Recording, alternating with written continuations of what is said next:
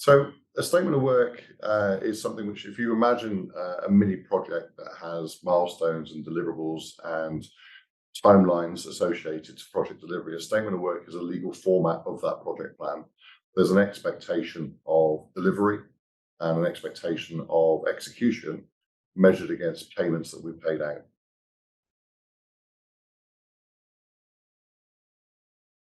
So yeah, so originally with contracts generally, organizations would create a big major contract that would cover all of the elements, including all the terms and the payments and other pieces that go alongside that. And of course, each time there was a change, that big contract took a lot of time and effort from procurement and legal to resolve it.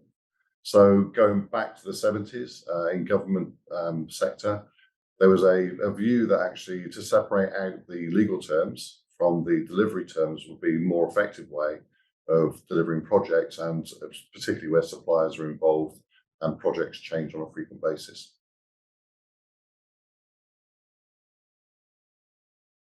So the way that we operate within Contora is we've taken the traditional approach to statements of work is to use common templates, more often as not created in Word or Google Docs, but leave the content open to interpretation by the person who's actually creating and building that statement of work. So within Contora, what we do is we provide the tool set that allows a user to work through logically the deliverables, the timescales, and the values they want to associate with a service delivery, and present that in a way that makes that data reusable across the whole SOW lifecycle. Yeah, I think if you look at what was there previously, it's pretty much everybody has a template, and pretty much they use the same 4 or 5 common standard box elements that people go and fill their information into. We take a more structured approach to that. So we take a look at how that content of deliverables is assigned to milestones and how the value is built up within those milestones to ensure the calculations are correct. So we add an extra layer of compliance in terms of when you add values to a milestone and you change the period of time for that milestone, we automatically calculate the cost adjustments that relate to that and don't rely on the individuals to go through manually and work out what needs to be updated as a result of the changes.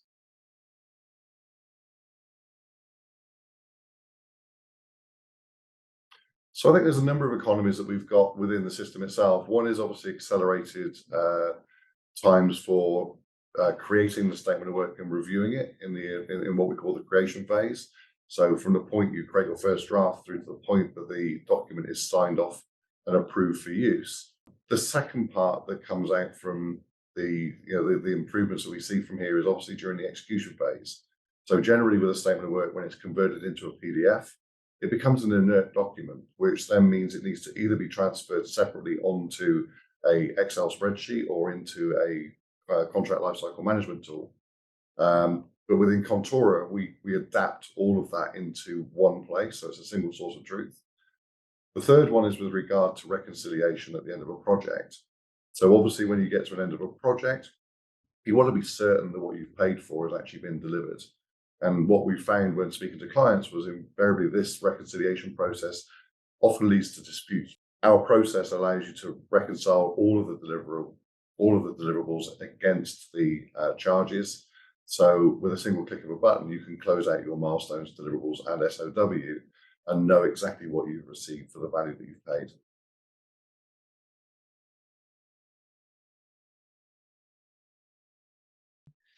So the process is quick. I mean, it depends on the client requirements. Obviously, invariably, we can provide a standard template and we can have an organization up and running within an hour. If there is more specific customization around the content or the structure of the SOW, it could be a day or a couple of days. If there's integration, specialist integration, then obviously that will take longer. But as a general rule of thumb, we probably do about 90% of our clients within an hour of coming on board.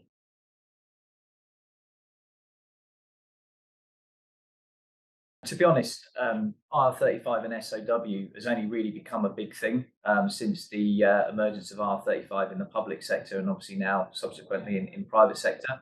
So what you're seeing is a lot of businesses that have been traditionally recruitment companies or pseudo consultancies trying to pivot into doing outcome-based delivery. But to Paul's point, there's a lot of work that has to go into, shaping the statement, making sure that, milestones, deliverables, and that all the stakeholders are kind of in alignment. And what we've seen is that statement of work is being used as a bit of a silver bullet and a workaround to the R35 legislation.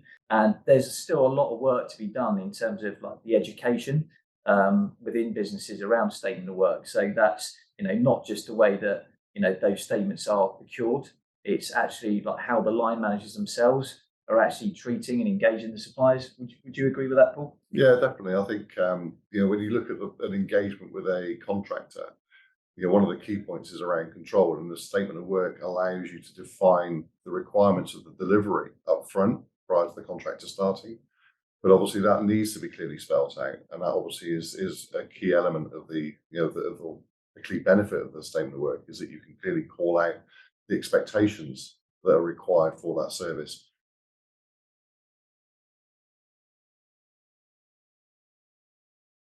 Yeah, it can do, certainly if it's done in the right way. If you're engaging suppliers under a well-defined statement with clear deliverables, milestones, risk involved, etc., and it's managed in the right way, then absolutely, it can be seen as a genuine outsourced service as opposed to just having a contractor in effectively under a sham statement of work.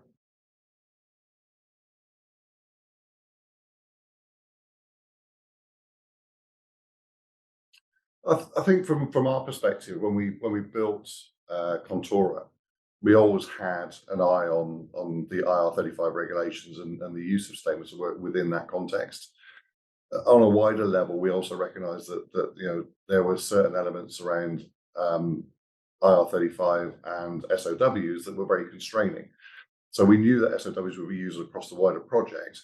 So from our perspective, we wanted to try and create a tool that allowed the SOWs to be used in the same way, regardless of whether it was for a project delivery with an MSP or whether it was against a contractor on an individual level. And obviously, when you look at the contractor level, there are obviously quite a few implications that need to be considered by the end client. And that was something which we can't necessarily provide as an SOW provider.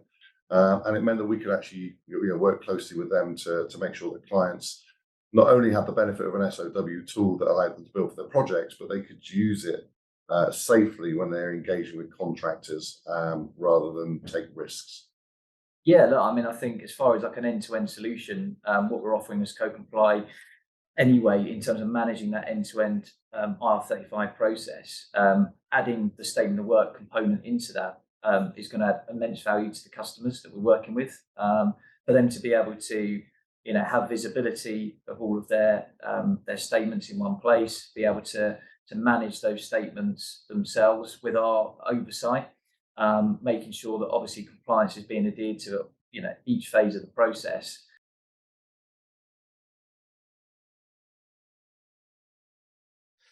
Yeah, like Francis North as an outsourced IT service provider, it's a great solution. Obviously, we're all up on IR35 anyway.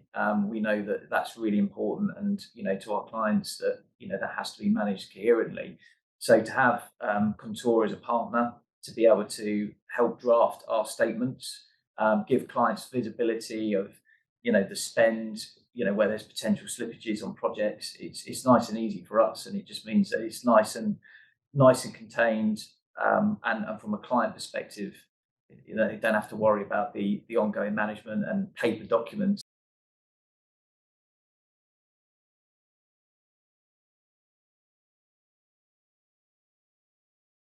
I think one of the biggest issues that customers have is actually how they take their grandiose digital transformation plans and actually break it down into digestible deliverables. We work with businesses to help break that up into like lists of priorities, and typically deliver packages of work in a sort of 3 to 6 month cadence that could be broken down into bite-sized SOWs, if you like. So at least that way the client can have that visibility and comfort around what's being delivered, and that there's going to be an outcome at the end of it. So we're very much around working with the customers to distill the requirements down into outcome deliverables. generally, organisations that are going through digital transformation haven't yet digitally transformed their statement of work process.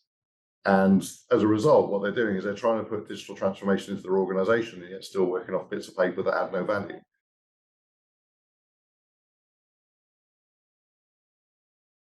It's an interesting question, actually, because I think there's a couple of ways of looking at it. There are things that people get wrong because they generally haven't been trained using SOWs, so they don't necessarily look at the outcomes as the objective. They look at what they think they need as a role, and so therefore describe the role rather than what they want to achieve as an outcome. That's kind of probably one of the easiest failings, both in terms of trying to make sure an SOW is effective, but also in terms of making sure your SOW is aligned with off-payroll compliance. An additional error that people make is the assumption that when they look at the boxes, everything needs to fit within the boxes that are presented, before them. If you've got a box that says deliverables and you've got a box that says milestones, you've got a box that says charges, trying to match all of those items up and cross-reference invariably ends up with more work trying to manage and control and make sure there's no errors. And so I think it's not necessarily a person problem, I think it's a process problem. The primary concern is about making sure you're focusing on what do I want to get out from this contract and what do I want to pay for it. And as long as those two things match, then everybody's happy.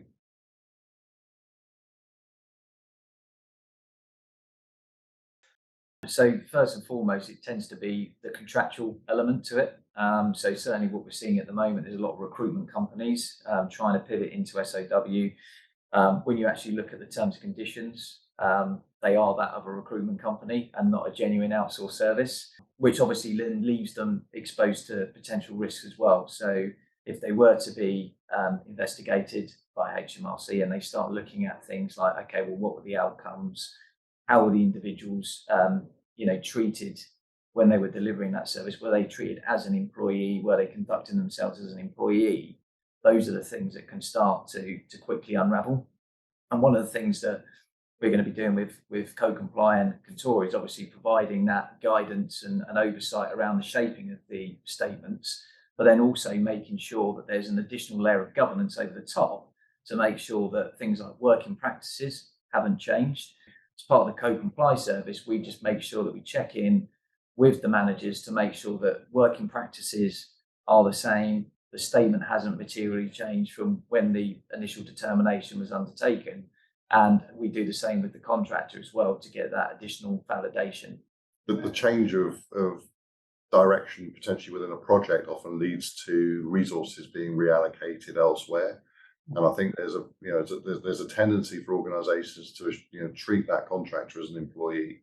Invariably, the change management process around that becomes quite restrictive. And so, of course, clients are reluctant to make changes to SOWs because invariably it will take weeks, hours, weeks, days, or whatever to get that process changed. I think that's one of the things that Contora lends itself to as well, is the fact that we've built this around kind of a more of an agile approach.